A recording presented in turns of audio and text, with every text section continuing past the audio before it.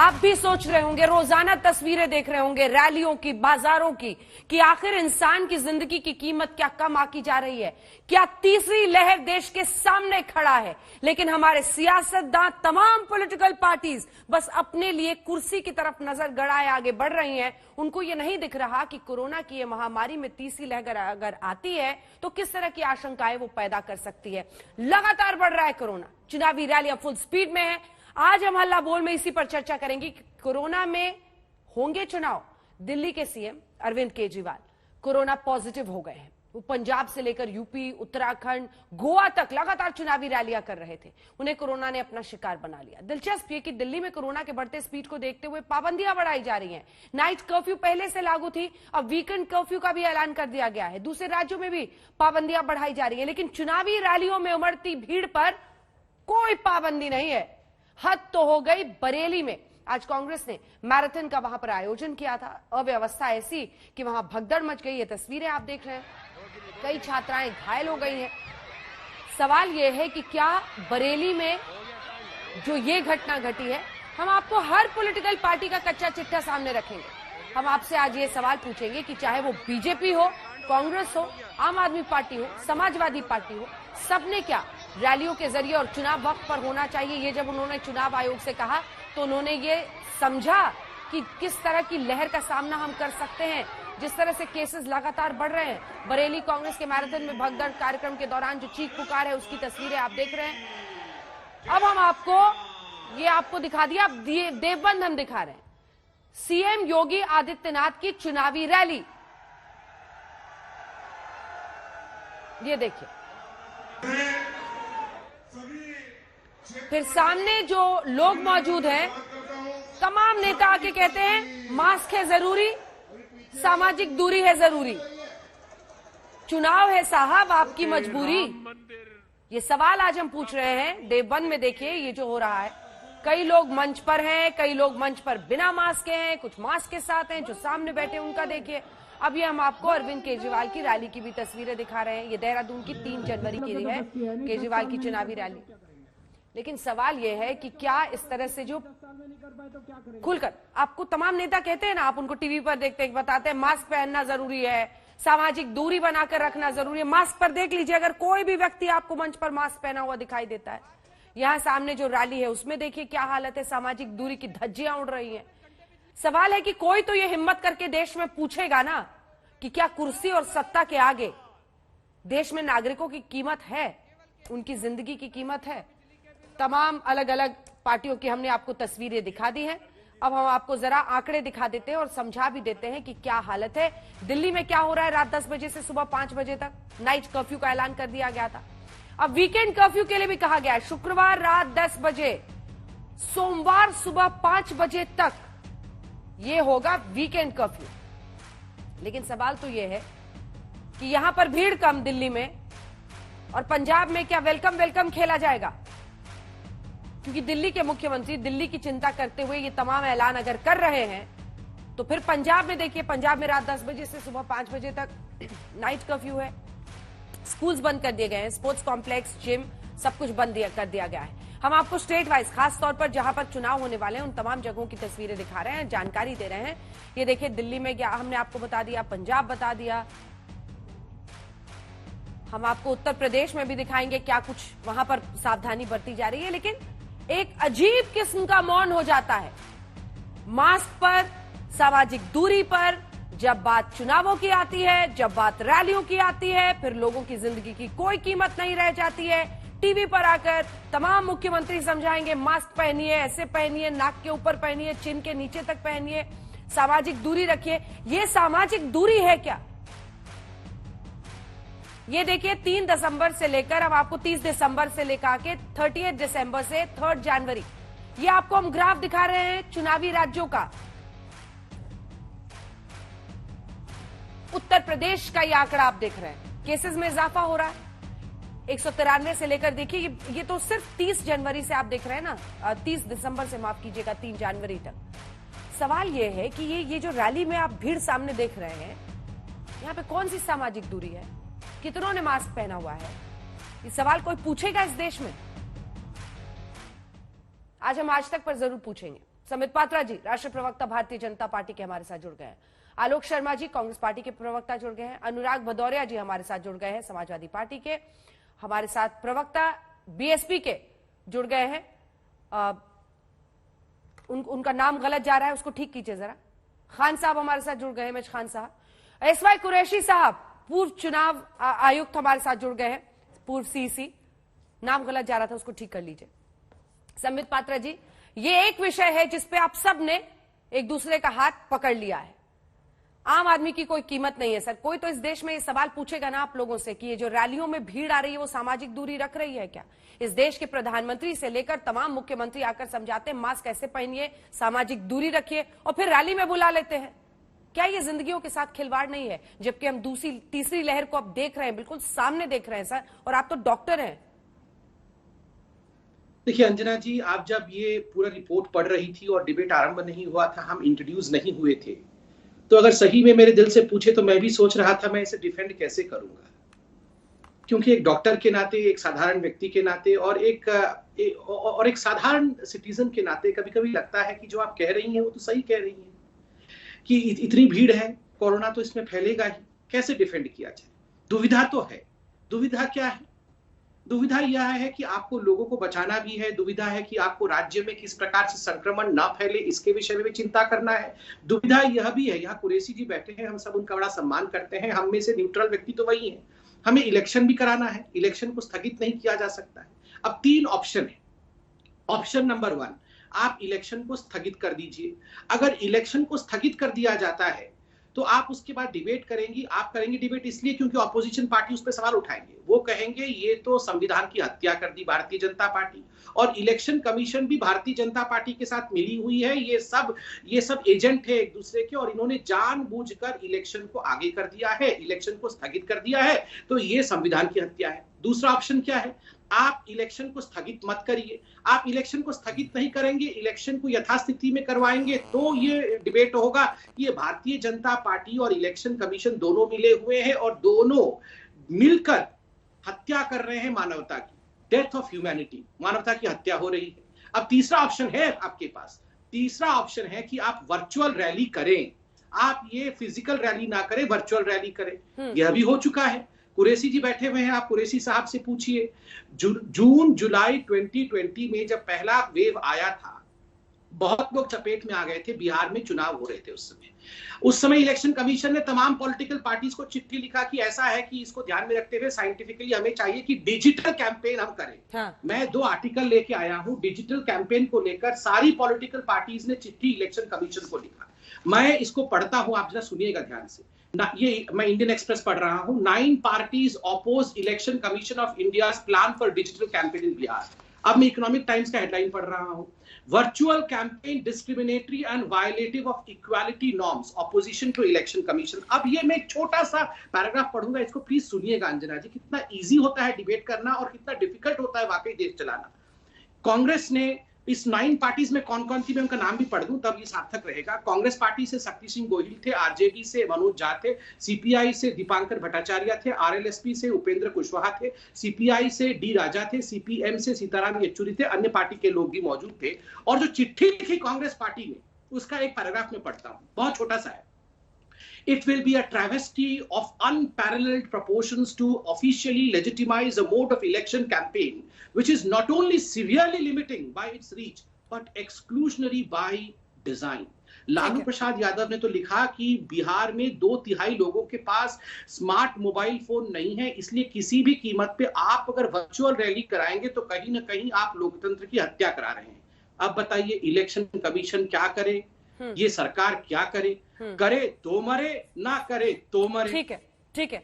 इस पर मैं फॉर्मर सीसी हमारे साथ आज बैठे हुए हैं, और कुरैशी साहब का कहना था कि चुनाव वक्त पर हो, लेकिन रैलियों को लेकर वो अपनी बात कहना चाह रहे हैं। हम सबकी बात सुन लेते हैं एक बार कुरैशी साहब, फिर उसके बाद आपके पास आएंगे। लेकिन जो प्रवक्ता बोल रहा हो कृपया उनकी पार्टी की तस्वीरें दिखाएं।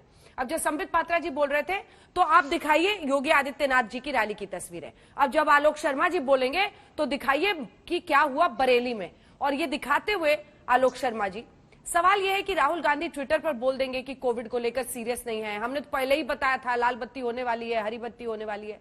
सवाल ये नहीं है, सवाल ये है कि क्या उनका पालन कर रहे हैं आप? ये जो सामाजिक दूरी, मास्क है जरूरी, कर्फ्यू कहीं पर, ये रैलियों के जरिए और ये लड़कियों के साथ क्या हो गया, जरा तस्वीरें दिखाइए। ये क्या मजाक है सर? फिर ये जिंदगी के साथ मजाक नहीं है तो क्या है? देखिए, मुझे लगता है अंजना जी, आज आपने बिल्कुल बहुत अच्छा विषय लिया।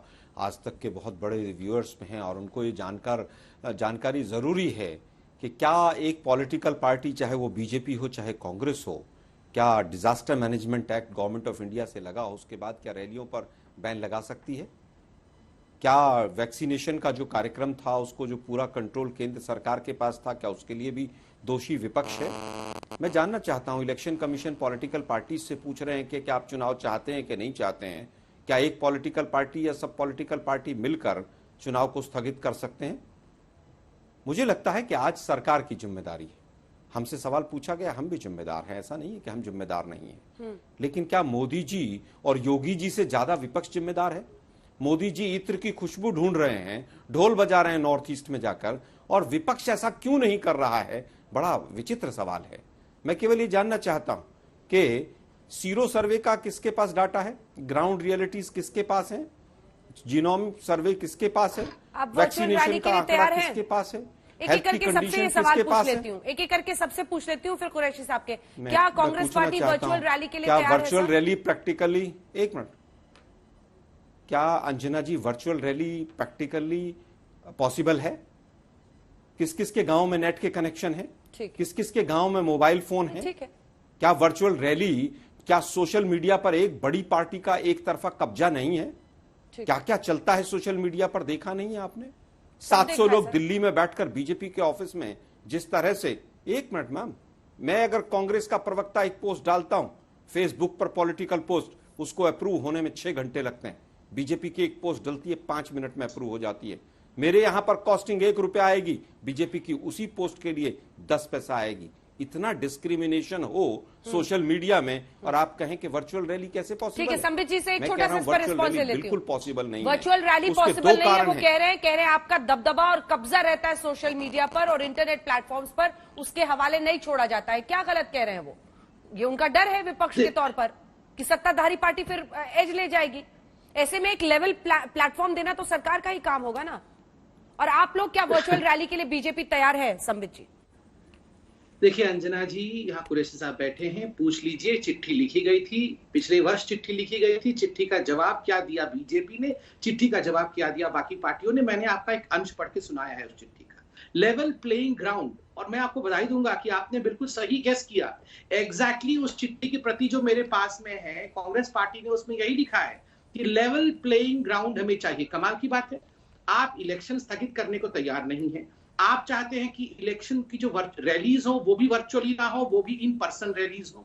तो कैसे कंट्रोल होगा? कैसे कंट्रोल? आप चाहते हैं कि आप तो रैली करें, आप तो प्रचार करें, बीजेपी घर में बैठ जाए। कुल मिला के यही चाहते हैं कि बीजेपी की रैली बंद हो जाए, योगी जी और मोदी जी रैली ना करें, बीजेपी घर में बैठे और इनकी रैलियां होती रहे। कुल मिला के यही चाहते हैं। एक बार सबकी प्रतिक्रिया मिल जाए, एक बार सबकी प्रतिक्रिया ले लूं, फिर आ रही हूं। आलोक जी आप जवाब दीजिएगा। कुरैशी साहब से भी मुझे एक बहुत इंपॉर्टेंट बात पूछनी है।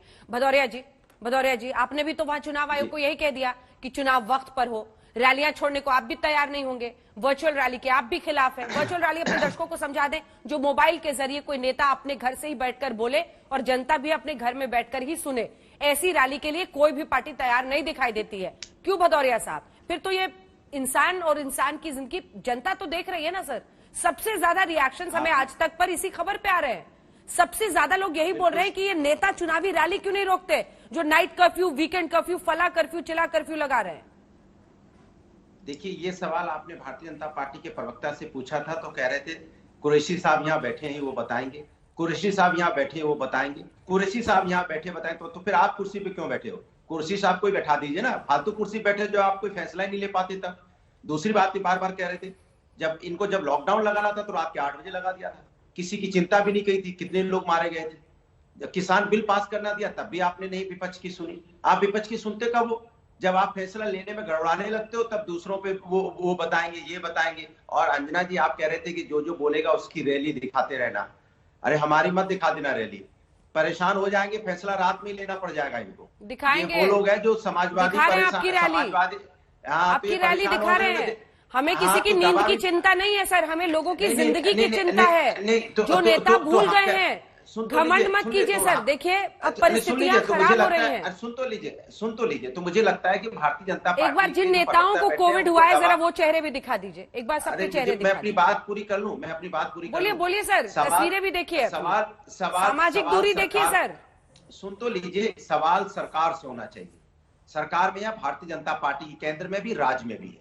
ये सरकार वो है जिसने चुनाव के वक्त उत्तर प्रदेश में जब यहाँ पे जिला पंचायत सदस्य का चुनाव कराया था, हम लोग चिल्ला रहे थे और कितने लोगों की मौतें हुई हैं। इन्होंने क्या जिम्मेदारी ली? आज तक नहीं ली।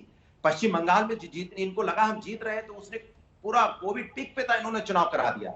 ये बीजेपी के लोग हैं, ये सिर्फ सत्ता के लिए जीते हैं, जनता से कोई मतलब नहीं है। ये देखते हैं कि अगर सत्ता उनको मिल रही होती है तो चुनाव कुछ भी करा देंगे। चुनाव तो बहुत छोटी सी चीज है, इनको सत्ता चाहिए, कीमत कुछ भी हो, चाहे समाज के अंदर में नफरत की राजनीति क्यों ना करना पड़े, चाहे यहाँ पे समाज में एक दूसरे को डिवाइड क्यों ना करना पड़े। सत्ता मिल रही होगी तो कुछ भी करने को तैयार है ये। इसलिए मैं कहता हूं कि देश पे जिस पार्टी का राज है वो देश का भला नहीं सोचती है, ये भारतीय जनता पार्टी अपना भला सोचती है। जिस दिन ये देश का भला सोच रही होती ना, तो आज देश की अर्थव्यवस्था इतनी टूटी नहीं होती। भदौरिया जी, यहाँ पे भदौरिया जी, तो लीजिए, ज्ञान के गंगा सागर में हम लोग डुबकी लगा लिए। मैं आज आपसे कुछ और पूछ रही हूँ सर। सत्ता, सियासत, भीड़, लोगों का सपोर्ट, सिर्फ चुनाव के तराजू में मत इसे नापिए। ये इंसानी जिंदगियों की बात है। मैं आपसे जो पूछ रही हूँ वो बताइए। एक सेकेंड, मैं बता रहा हूं। अगर तमाम पार्टियां मिलकर फैसला लेंगी तो लोगों की बेहतरी होगी ना। आप पीठ थपथपा रहे कि बीजेपी वालों की नींद उड़ जाएगी। मैं तो पूछ रही हूँ सर, कौन है जो मास्क लगाए हैं वहां पर? बताइए कौन है जिसने सामाजिक दूरी। एक सेकंड सर, बोलने दीजिए। आप एक तो लगातार बोलते हैं सर, आप सवाल नहीं सुनते हैं सर। सामाजिक दूरी मुझे बता दीजिए, अगर है तो अनुराग जी मैं आपके सामने हाथ जोड़ लूंगी। अगर मास्क पहने हुए लोग तो मैं हाथ जोड़ लूंगी आपके सामने। तो नहीं, मैं आपके सामने हाथ जोड़ रहा हूँ। योगी जी की रैली में सब मास्क लगा के आए थे और 1-1 मीटर की दूरी। अरे हमने शुरू ही योगी जी की रैली से की है। 1 मीटर की दूरी में थे। मैं हमने शुरुआत ही योगी जी की रैली से की है। अरे भाई, आप क्या समझते हो, प्रधानमंत्री और योगी जी के उत्तर प्रदेश के मुख्यमंत्री कोई जिम्मेदारी नहीं है? कोई जिम्मेदारी नहीं है। खाली मंच पे खड़े होकर नफरत की बात करना यही जिम्मेदारी है। ठीक है, कौन कितने बजे खाता है, कौन कहाँ जाता है, यही बताना उनकी जिम्मेदारी है। खान साहब से रिएक्शन कुरैशी नहीं है। ठीक है, आ रही हूँ। खान साहब, वर्चुअल रैली के को लेकर कुरैशी साहब का भी कहना है कि चुनाव अगर आगे नहीं भी हो सकता, रैलियां इस तरह की रोकी जानी चाहिए। क्या कहेंगे आप? साफ स्पष्ट बोलिएगा। नहीं अंजना जी, देखिए मैं तो यही, आपने संबित पात्रा जी से जब सवाल किया तो उन्होंने बिहार की बात शुरू कर दी। कोरोना आज फैल रहा है, आप बिहार की बात कर रहे हैं। कोरोना पश्चिम बंगाल में फैल रहा था, आप बिहार की बात कर रहे हैं। बीएसपी का स्टैंड सवाल इस बात का है। नहीं, मैं बता रहा हूँ, देखिए यही स्टैंड है कि ये सरकार फैसला लेती है। सरकार ही फैसला लेती है कि अब सरकार को ये लग रहा है कि रात में कोरोना आता है, दिन में कोरोना नहीं आता है, तो नाइट कर्फ्यू लगा दिया सरकार ने। अब सरकार को आता है कि वीकेंड में आएगा कोरोना, बाकी दिनों में नहीं आएगा। अब बाकी दिनों में छूट दे दिया सरकार ने। सारा काम तो सरकार कर रही है अंजना जी। सरकार दृढ़ निश्चय करके फैसला ले। पहले प्रधानमंत्री मोदी अपनी रैलियों का स्थगित करें, योगी स्थगित करें, तो देखिए एक सेकंड, जो नाइट कर्फ्यू और वीकेंड कर्फ्यू पर आप बोल रहे हैं वो सही कह रहे हैं, सरकार का फैसला है, लेकिन धूल मत झोंकिए जनता की आंखों में। चुनाव का फैसला चुनाव आयोग लेता है और चुनाव आयोग तमाम पार्टियों से बात करता है, तो ये आंखों में धूल ना झोंकिए आप लोग। ये सबकी बात है। BJP, Congress, Samajwadi party, BSP सबने बोला है ना चुनाव आयोग को। अगर आपने चुनाव आयोग को कुछ और बोला था और उन्होंने झूठ बोल दिया है तो आज पर्दाफाश कर दीजिए। क्या आपने कहा था कि हाँ तारीख आगे बढ़ानी चाहिए या रैलियों पर पाबंदी लगनी चाहिए? बोला है। सुन ली, हो गया काउंटर क्वेश्चन आपका, हो गया ना। चुनाव आयोग रैलियों पाबंदी लगा सकता है जब तक आचार संहिता लागू नहीं हो जाती है। क्या तमाशा, क्या बात कर रही हैं? जब तक चुनाव आयोग का अधिकार तब होता है जब आचार संहिता लागू हो जाती है, तब चुनाव आयोग का हथौड़ा चलता है। इसके पहले तो सरकार का हथौड़ा चलता है। इसके पहले सरकार की जिम्मेदारी है, इसके पहले सरकार को जिम्मेदारी लेनी पड़ेगी। चुनाव आयोग कुछ नहीं कर सकता जब तक आचार संहिता नहीं लागू हो जाती है। चुनाव आयोग कुछ नहीं कर सकता। चुनाव आयोग तो पूछ रहा है कि आप चुनाव करना चाहते हैं नहीं चाहते। चुनाव आयोग थोड़ा पूछ रहा है कि कोरोना फैल रहा है तो आप कोरोना में आएंगे। ठीक है, आप देखिए कितना टेक्निकल सवाल आपने उल्टा कर दिया। नहीं, टेक्निकल सवाल आप नहीं समझ रहे हैं। टेक्निकल सवाल का जवाब अब कुरैशी साहब देंगे। अब कुरैशी साहब देंगे, उनकी बात तो मानिएगा। कुरैशी साहब, चुनाव आगे बढ़ाने का फैसला किसका होगा? नंबर 1, 3 सवाल पूछ रही हूँ सर ताकि सबके सामने क्लियर हो जाए। संबित जी इसके बाद हुए, चुनाव पोस्टपोन करने का फैसला किसका होगा? रैलियां नहीं हो ये फैसला किसका होगा और कैसे लिया जाता है? पार्टियों से बात करके। और तीसरी बात, इंसानों की जिंदगी से बढ़कर कोई भी नियम, कोई फैसला थोड़ी हो सकता है सर। अल्टीमेटली फैक्टर इन तो करना पड़ेगा ना कि महामारी है, और ऐसे में अगर चुनाव भी पोस्टपोन करने की नौबत देखी जाती है तो उसको करना चाहिए या नहीं, इस पर आपकी क्या राय? शुरुआत करते हैं सर कि फैसला किसका होगा। मैं इसको पहला फैसला किसका होगा इसको दूसरे नंबर पे लेता हूँ। पहले तो ये कि चुनाव रैली बैन होनी चाहिए कि नहीं। मेरा ख्याल ये है कि इलेक्शन कमीशन को इसमें ड्रैग किया जा रहा है। इलेक्शन कमीशन तो जब पिक्चर में आएगा, वैसे तो मेरे हिसाब से अब तक आ चुकना चाहिए था, इलेक्शन अनाउंस हो चुकने चाहिए थे, लेकिन अगर चलिए नहीं भी हुए, 5 दिन बाद होंगे, 10 दिन बाद होंगे, आज जो रैली हो रही है उसका कौन जिम्मेदार है? जो पिछले 1 हफ्ते में रैलियां हो गई उसका कौन जिम्मेदार है? तो इसलिए इस वक्त की जो सरकार है, चाहे वो सेंट्रल गवर्नमेंट है, स्टेट गवर्नमेंट है, डिस्ट्रिक्ट एडमिनिस्ट्रेशन है, ये सबके पास पूरी पावर्स हैं इन रैली को बैन करने की। तो इसलिए इलेक्शन क्या कमीशन क्या करेगा, वो क्या करेगा, उस पर सारा फोकस ये डाइवर्ट अटेंशन करने की कोशिश है। आज की बात है कि आजकल रैलियां क्यों हो रही हैं, क्या उसका नुकसान सबको पता नहीं है? और उसको बैन करने की पावर आज जिसके पास है उसकी जिम्मेदारी है, राइट? यानी गवर्नमेंट ऑफ द डे हर लेवल पे, central, state and district level पे। दूसरी चीज ये, इसका फैसला कौन करेगा? इसका फैसला इलेक्शन कमीशन के पास इसकी पावर ही नहीं है। सिर्फ इलेक्शन पोस्टपोन हो सकता है, चाहे वो 1 दिन के लिए हो, तो उसके बाद प्रेसिडेंट रूल लगता है, क्योंकि जैसे ही टर्म ऑफ द हाउस खत्म होती है, कॉन्स्टिट्यूशन ने वो टर्म फिक्स की है, ऑटोमेटिकली हाउस डिसॉल्व हो जाता है। उसको बढ़ाया जा सकता है सिर्फ इमरजेंसी में, और कॉन्स्टिट्यूशन में लिखा हुआ है कि इमरजेंसी सिर्फ 3 सूरतों में होती है: वॉर, एक्सटर्नल एग्रेशन और इंटरनल रेबेलियन। वो सिचुएशन तो तीनों इसमें कंडीशन पूरी नहीं हो रही, और अगर वो तीनों होती तब भी पार्लियामेंट प्रेसिडेंशियल प्रोक्लेमेशन होता है जिसको पार्लियामेंट ने अप्रूव करना होता है। तो इसलिए इसको पोस्टपोन करने की पावर तो पार्लियामेंट के पास है। तो इलेक्शन कमीशन इसमें कुछ नहीं कर सकता। लेकिन इलेक्शन कमीशन रैली जब पिक्चर में आएगा, जैसे कि एक साहब बोल रहे थे, जिस दिन पिक्चर में आएगा उस वक्त इलेक्शन कमीशन रैली को बैन कर सकता है। बड़ा सिंपल एग्जीक्यूटिव ऑर्डर है कि कल से या आज से रैली नहीं होगी, दैट्स इट। किसी कानून और उसमें किसी कॉन्स्टिट्यूशनल इशू कुछ उसमें है नहीं, बड़ा सिंपल सी चीज है। और मुझे यकीन है इलेक्शन, लेकिन कुरैशी साहब, ये जो चुनाव आयोग ने जाकर वहां पर तमाम पॉलिटिकल पार्टी से बात करके एक लंबा चौड़ा प्रेस कॉन्फ्रेंस करके कहा कि तमाम पार्टियां चाहती है कि चुनाव वक्त पर हो, इसीलिए हम लोग चुनाव की तारीखें आगे नहीं की जाएंगी, इसका क्या अर्थ है? नहीं, देखिए, ये मैं बता दूं कि इलेक्शन कमीशन जब किसी भी जगह का चुनाव होता है, कभी होता है, तो हर जगह पिछले 70 साल से हम लोग पहले जाते हैं, स्टेट में जाते हैं और हर पार्टी से मिलते हैं और उनसे उनकी प्रॉब्लम, उनकी समस्याएं, और उसमें ये भी पूछते हैं कि उनके हिसाब से इलेक्शन की डेट क्या होनी चाहिए। ये तो हम रूटीनली पूछते हैं, और इन पार्टीज ने एक्सप्लेन किया तो इलेक्शन कमीशन ने अनाउंस कर दिया कि पॉलिटिकल पार्टीज की मंशा क्या है और जनरल ओपिनियन क्या है, वो उसको उन्होंने अगर शेयर किया है, उसमें कोई बुराई की बात नहीं कि उसको हम उनको पकड़ के बैठ उन्होंने क्यों कहा। ठीक है संबित जी, वो उनके हिसाब से the buck stops with you, यानी जो अंग्रेजी में कहावत है, केंद्र सरकार को फैसला लेना होगा, राज्य सरकार, डिस्ट्रिक्ट एडमिनिस्ट्रेशन, आप रैली को रोकिए, इतनी भीड़ मत इकट्ठा होने दीजिए।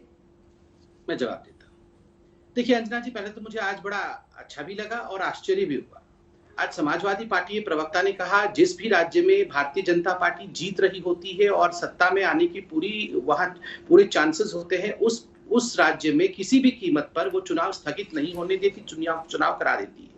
तो उत्तर प्रदेश में तो चुनाव स्थगित नहीं हो रही है, चुनाव करवा रहे हैं।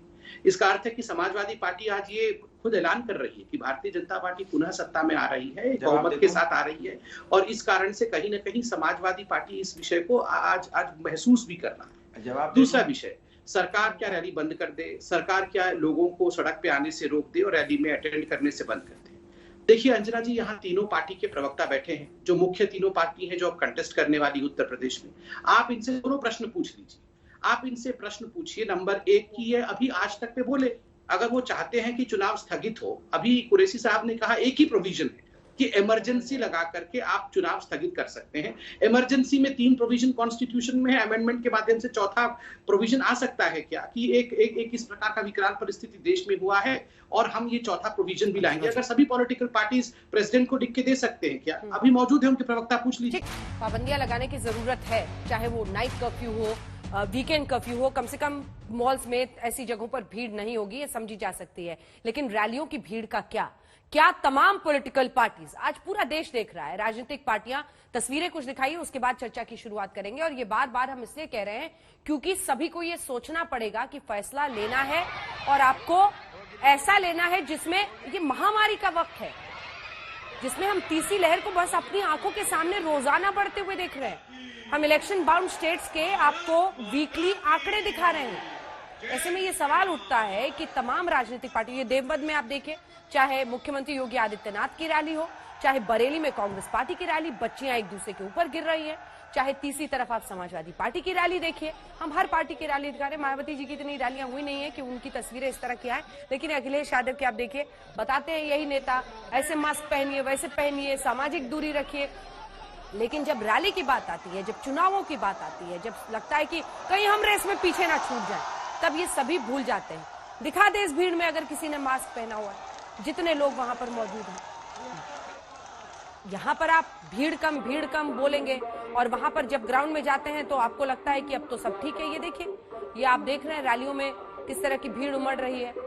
इससे किसकी नींद जगेगी, खुलेगी, मिटेगी, ये बात नहीं है। सवाल है कि सावधानी के साथ क्या एक देश के तौर पर हम आगे बढ़ रहे हैं, चर्चा कर रहे हैं।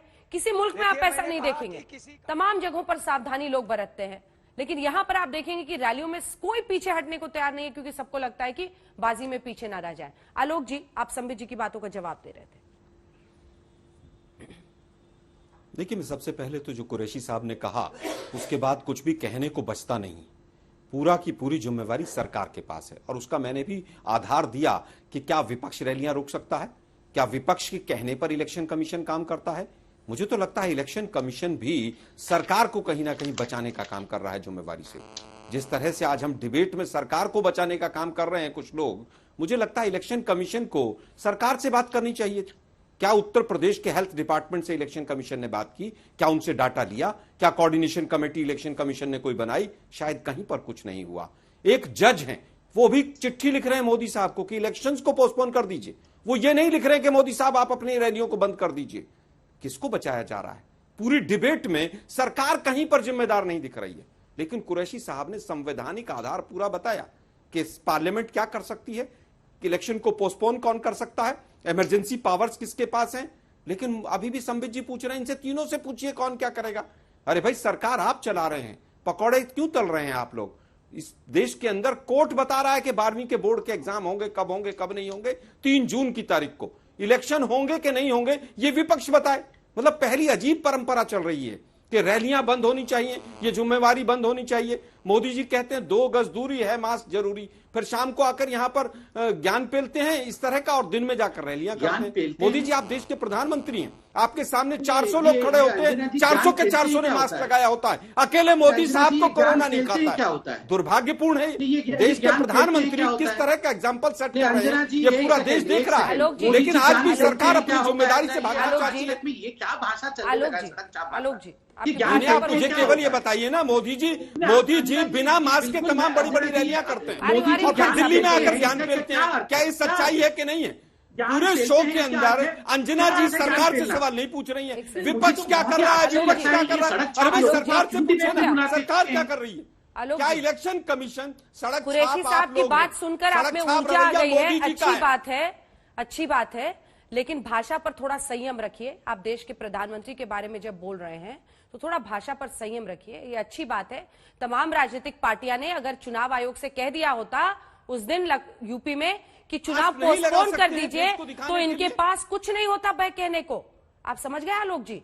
कुछ नहीं होता इनके पास कहने को। बार बार ये कह रहे, मैं तो कह रही हूँ चुनाव आयोग भी शामिल है इलेक्शन कमीशन। आलोक शर्मा, आप मेरा सवाल पहले सुनिए, बात को सुनिए। अगर दिमाग में आपने पहले से कुछ निर्धारित कर रखा है तो उसको निकालिए। देश ऐसे नहीं चलता है। और अगर मुझे किसी को बचाना होता ना तो आज मैं ये बहस नहीं करती मिस्टर आलोक शर्मा। इसलिए आप बेवजह की बात ना करें। जो मैं आपको कह रही हूं उसको समझिए। मैं आपसे ये कह रही हूं कि अगर चुनाव आयोग को तमाम पार्टियां कहने से चुनाव इनकी आवाज नीचे करो, इनको आवाज नहीं जाती है क्या? नहीं, आपका सर्टिफिकेट नहीं चाहिए। लेकिन एक बात आलोक शर्मा जी सुन लीजिए, एक बात सुन लीजिए कि आज ये बहस मैं ही कर रही हूं और मैंने ही तय किया है और मुझे ये लग रहा है कि ये जरूरी है, इसीलिए मैंने किया है। मुझे आपसे सीखने की जरूरत नहीं है। लेकिन हाँ, चुनाव आयोग को अगर तमाम राजनीतिक पार्टियों ने कह दिया होता कि चुनाव का डेट आप पोस्टपोन कर दीजिए, तो चुनाव आयोग अपने आप को इससे नहीं भगा पाता। वो कहता कि चुनाव आगे के लिए पोस्टपोन कर दिया जाएगा और उसके बाद से पूरी परिस्थिति बेहतर हो जाती। लेकिन उस समय तो आप लोगों ने सब कह दिया कि चुनाव वक्त पर होना चाहिए। अब आप कह रहे हैं कि ये क्या हो गया, वो क्या हो गया। क्या गलत कह रही हूं मैं? आपने नहीं बोला था क्या कांग्रेस ने यूपी में? कांग्रेस ने यूपी में बोला था कि नहीं बोला था? ये देश संविधान से चलता है। हाँ, तो कांग्रेस ने बोला था कि संविधान से चलता है। क्या पॉलिटिकल पार्टीज अगर लिख कर दे देंगी तो इलेक्शन पोस्टपोन हो जाएगा क्या? उसके लिए तरीका खोजिए ना। दीजिए मुझे। तो चुनाव आयोग बताता फिर आगे का रास्ता। तरीका विपक्ष खोजेगा ना।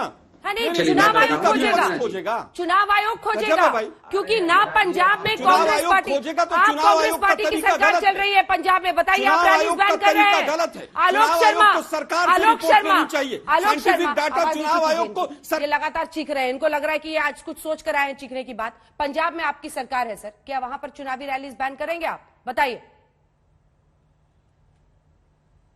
क्या पॉसिबल है? क्या पॉसिबल है कि राज्य सरकार अपने यहाँ पर चुनावी रैलियां बैन कर दे? क्यों नहीं करेगी? राज्य सरकार ही नाइट कर्फ्यू लगाती है, राज्य सरकार ही वीकेंड कर्फ्यू लगाती है। क्यों करेगी? बीजेपी क्या? बीजेपी राइटिंग में देगी अभी पंजाब में चुनावी रैलियां बंद कर दीजिए। आप चाहते हैं कि योगी आदित्यनाथ बैन कर दे, लेकिन यहां पर नहीं करे। मतलब कुछ तो सोच समझ कर बोलिए। आज क्या खा पी कर आए हैं आलोक जी? आपका गुस्सा अच्छा लगता है, बहुत शोक रहा है आपके चेहरे पर। देश की सरकार की बात कर रहा हूं। राज्य सरकार लगाती है डिजास्टर मैनेजमेंट एक्ट लगा हुआ है, केंद्र सरकार तय करता है। मिस्टर शर्मा, कुरैशी साहब की आधी बात जो आपको सूट करती थी आपने सुन ली, बाकी नहीं सुनी।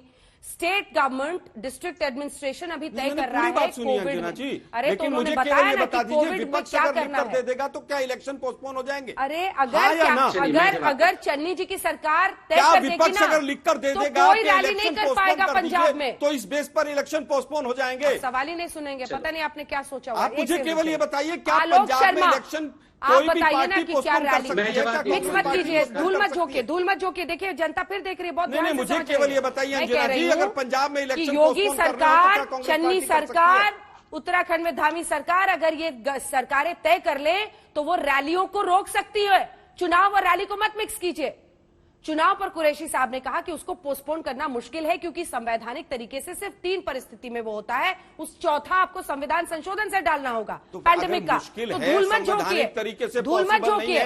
रैली को रोका जा सकता है, बीजेपी को बचाने का काम, रैली को रोका जा सकता है, रैली को रोका जा सकता है। उसके लिए राज्य सरकारें फैसला ले सकती है। मेरा ये कहना है, क्या इलेक्शन कमीशन ने रैलियों की बात की थी पॉलिटिकल पार्टी से, या इलेक्शंस को पोस्टपोन करने की बात की थी?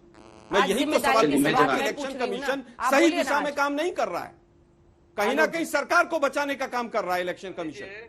ठीक है, मैं जवाब आ रही हूँ खान साहब, इसके बाद फौरन आ रही हूँ, अरे अंजना जी हमें आ रही हूँ। अंजना जी मैं शांति से योगी सरकार खुद कोई भी फैसला लेती है सर। बाकी राज्यों में इतनी सख्त पाबंदियां रखी जा रही है, लेकिन यूपी में आप लोग पाबंदी ही नहीं लगा रहे हैं क्योंकि डर लग रहा है कि ऐसा ना हो कि कोविड का माहौल हो जाए, रैली में मुश्किल हो जाए। हिंदुस्तान के जिम बंद है, लेकिन मोदी जी जिम पर ऐसे सुन रहा था, मैं किसी के बीच में नहीं बोल रहा था। हिंदुस्तान के जिम शांति से बात तो कर ले अंजना जी। देखिए, यहाँ पर बहुत इंटेलिजेंट बनने की कोशिश करने से जनता जनार्दन है, सबको पता है कौन पार्टी क्या कर रही है, हम भी क्या कर रहे हैं। हमारी रैली में भी भीड़ है अंजना जी। मैं यहाँ पर बोलूंगा हमारी भीड़ तो ठीक है, इनकी भीड़ गलत है, तो जनता जनार्दन है, वो समझती है। हम यहाँ इंटेलिजेंट बनने की कोशिश ना करें और बहुत बहुत डिफेंड करने की भी कोशिश ना करें, सच्चाई के आधार पर बात करें। मैं कुरैशी जी ने 3 बातें कही। नंबर 1 बात कही कि चुनाव आचार संहिता घोषित होने से पहले ये राज्य सरकार और केंद्र सरकार निर्णय ले। देखिए, अभी कांग्रेस के प्रवक्ता कह रहे थे योगी जी बंद कर दे रैलियां, मगर चन्नी जी बंद नहीं करेंगे रैलियां। क्यों? मैंने आपको शुरू में ही कहा, ये चाहते हैं कि ये तो रैली करते रहें मगर बीजेपी करने बैठ जाए। नंबर 1। नंबर 2, यहाँ पर कुरैशी साहब ने कहा परिस्थिति है, अगर आप चुनाव स्थगित करना चाहते हैं तो एक ही कंडीशन है, देश में इमरजेंसी लगे। इमरजेंसी लगने के लिए 3 कंडीशन है जो फुलफिल नहीं होता है। चौथा, आप संशोधन के माध्यम से कि पैंडेमिक की स्थिति है, इस स्थिति में देश में इमरजेंसी लगना चाहिए। इसके लिए क्या ये संशोधन लाने के लिए विपक्षी पार्टियां हमारे साथ खड़ी होंगी या कहेंगे मोदी जी इमरजेंसी लगा दिया देश पे? अनुराग जी तैयार है इसके लिए? बताइए।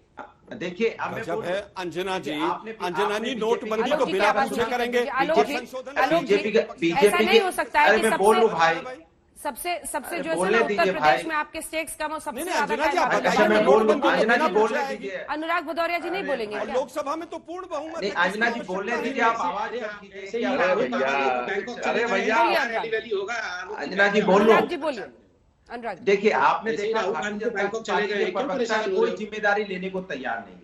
अरे जो अनुराग सवाल भदौरिया, आपसे आप पहले पूछते हो बताइए, विपक्ष बीजेपी पे की डाल वैक्सीन देते हैं, लगाई है या मतलब नहीं वो तो लगाई है सत्ता में आपने? है ही नहीं और फिर कह रहे हैं बीजेपी की कि वैक्सीन बोल के कह रहे हैं वैक्सीन कि तो रुकिए, लगाई संबित नहीं जी, है, संबित जी, काम कर रहे संबित हो। जी, अरे इसको चुप संबित कराओ जी, ना। प्लीज प्लीज, संबित जी, नहीं चुप कराइए संबित इस जी, आदमी प्लीज, को। प्लीज। बेकार अनुराग। की एक तो जिम्मेदारी नहीं लेता, सत्ता पे बैठा व्यक्ति विपक्ष से सब कोरोना का डर है, हमें, आपको, सबको है, लेकिन नेताओं पर इसका असर नहीं है। उनकी रैलियां चलनी चाहिए, उनके चुनाव वक्त पर होने चाहिए। सियासी जो फायदा उठाने का ऐसे वक्त पर भी नेताओं का चरित्र है, उसी पर आज आप देख रहे थे हल्ला बोल। देखते रहिए आज तक।